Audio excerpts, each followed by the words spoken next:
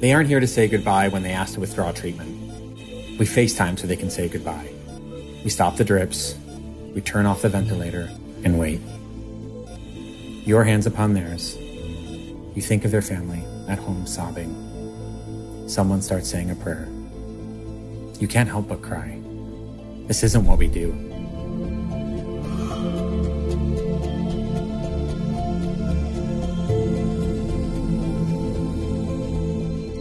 Wake up at 6:30 a.m. Priority is making a big pot of coffee for the whole day.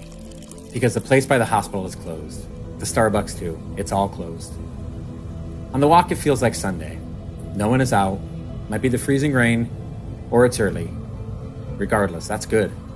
Walk in for your 8 a.m. shift. Immediately struck by how the calm of the early morning city is transformed.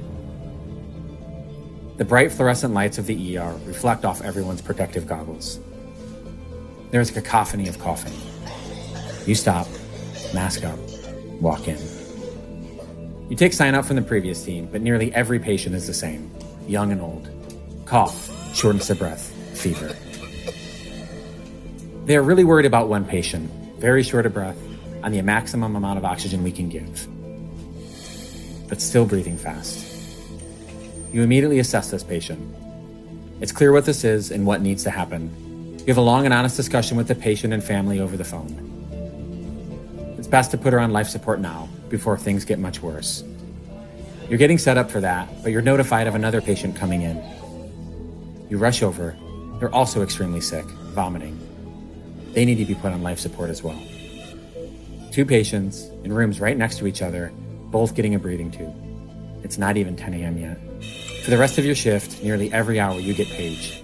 Stat notification, very sick patient, short of breath, fever, oxygen 88%. Stat notification, low blood pressure, short of breath, low oxygen. Stat notification, low oxygen, can't breathe, fever. All day. Sometime in the afternoon, you recognize that you haven't had any water. You're afraid to take off the mask. It's the only thing that protects you. Surely you can last a little longer. In West Africa during Ebola, you spend hours in a hot suit without water. One more patient. By late afternoon, you need to eat. Restaurant across the street is closed. Right, everything is closed. But thankfully, the hospital cafeteria is open. You grab something, wash your hands twice, cautiously take off your mask, and eat as fast as you can. Go back, mask up, walk in. Nearly everyone you see today is the same. We assume everyone has COVID-19. Where did all the heart attacks and appendicitis patients go? It's all COVID. We're all being asked to do things we've never done before.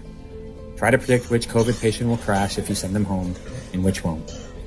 Talk to palliative care. Talk to family members. Long discussions about likely outcomes. Listen as family members sob. They aren't here to say goodbye when they ask to withdraw treatment. We FaceTime so they can say goodbye. We stop the drips, turn off the ventilator, and wait. Your hands upon theirs. You think of their family, at home, sobbing. Someone starts saying a prayer. You can't help but cry. This isn't what we do. You stand by. You wait. This isn't what we do. You stand by. You wait.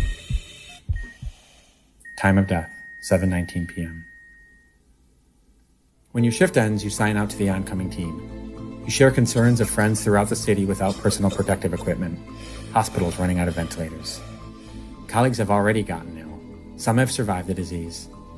Unfortunately, other colleagues in the city have not. Before you leave, you wipe everything down. Your phone, your badge, your wallet, your coffee mug. All of it. Drowned it in bleach. Everything in a bag. Take no chances. You walk out and take off your mask.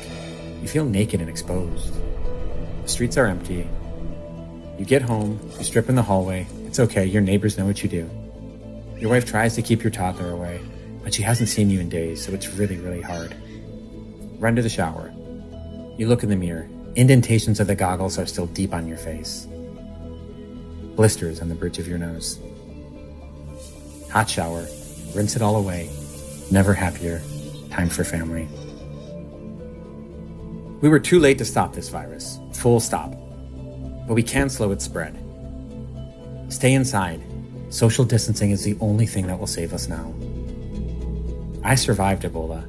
I fear COVID-19. This virus has not only infected people all over the world, but it's amplified the inequalities that have existed for way too long.